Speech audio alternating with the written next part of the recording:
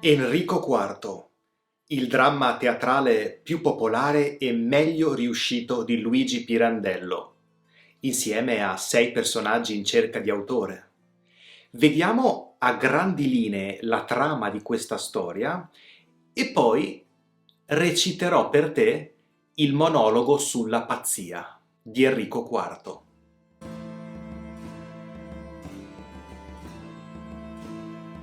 Enrico IV è la storia di un uomo che partecipa con alcuni amici a una mascherata e decide di mascherarsi da Enrico IV di Franconia per stare vicino a Matilde, la donna di cui è innamorato e che nella mascherata impersona Matilde di Toscana. Purtroppo, durante la cavalcata, il protagonista della storia cade da cavallo, batte la testa e impazzisce. Al suo risveglio è veramente convinto di essere Enrico IV. Negli anni successivi i suoi amici e i suoi parenti assecondano la sua pazzia. Si presentano a lui vestiti con gli abiti dell'epoca di Enrico IV. La villa di quest'uomo è trasformata nel palazzo di Enrico IV, con dei servitori, i consiglieri, le lanterne al posto della luce elettrica, per riprodurre veramente quell'epoca. E Pirandello chiamerà il protagonista della storia Enrico IV per tutta l'opera. A un certo punto Matilde, sua figlia Frida, i rispettivi compagni e un dottore decidono di andare a trovare Enrico IV per aiutarlo a uscire da questa pazzia, con una strategia un po' strana. Ma durante l'opera Enrico IV riesce a invertire i ruoli. Lui è veramente pazzo? O meglio, è ancora pazzo? O i pazzi sono gli altri che mettono in scena una rappresentazione per assecondare la sua presunta follia? E durante un bellissimo monologo, parlando con i propri consiglieri, Enrico IV spiega che cos'è per lui la pazzia e spiega che la pazzia in realtà è un modo per fuggire dai dolori del passato, dalle relazioni e anche dalla società. È un monologo con un significato molto importante e per questo ho deciso di recitarlo in questo video.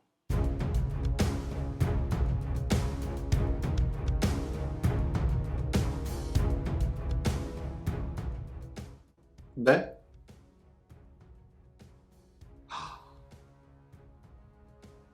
codesto vostro sgomento, perché di nuovo vi sto sembrando pazzo.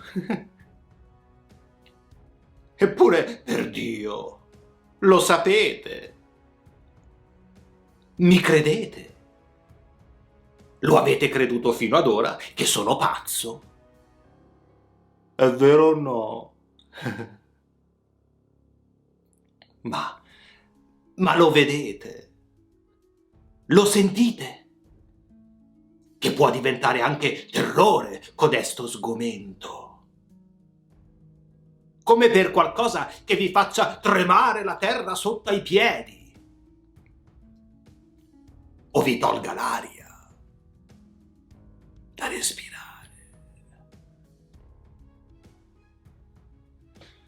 Ma per forza, signori miei, per forza! Perché trovarsi davanti a un pazzo, sapete che significa? Lo sapete? Trovarsi davanti a uno che vi scrolla dalle fondamenta tutto quanto avete costruito dentro di voi e intorno a voi, tutto intorno. La logica di tutte le vostre costruzioni.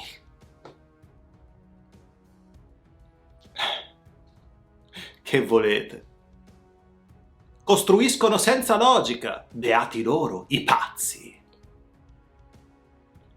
O con una loro logica che vola come una piuma. Volubili. Volubili.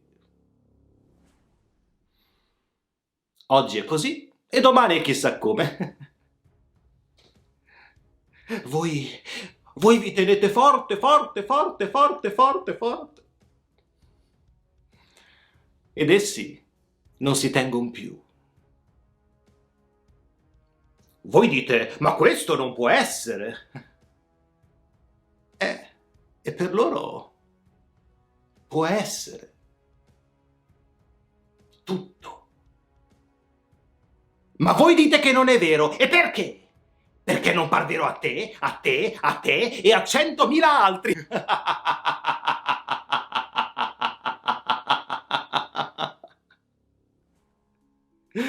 Cari miei,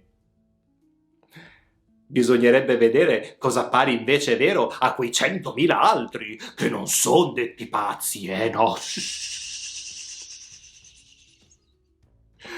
E che spettacolo danno dei loro accordi. Fiori di logica, fiori, fiori di logica.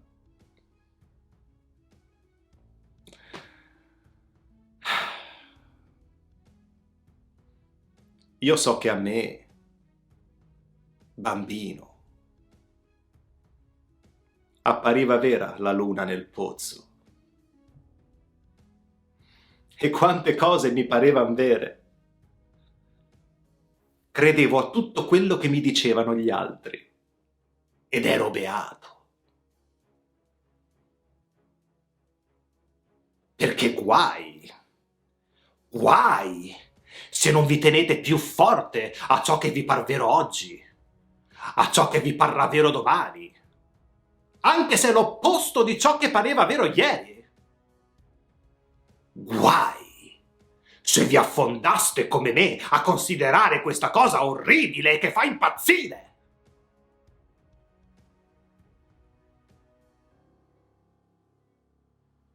Che se siete accanto a un altro e lo guardate negli occhi, come anch'io guardavo un giorno certi occhi, potreste figurarvi come un mendico davanti a una porta in cui non potrà mai entrare. No. Chi vi entrerà non sarete mai voi.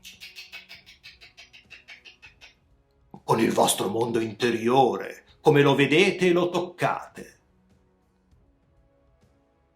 Chi vi entrerà sarà uno ignoto a voi, come l'altro, col suo mondo impenetrabile, vi vede e vi tocca.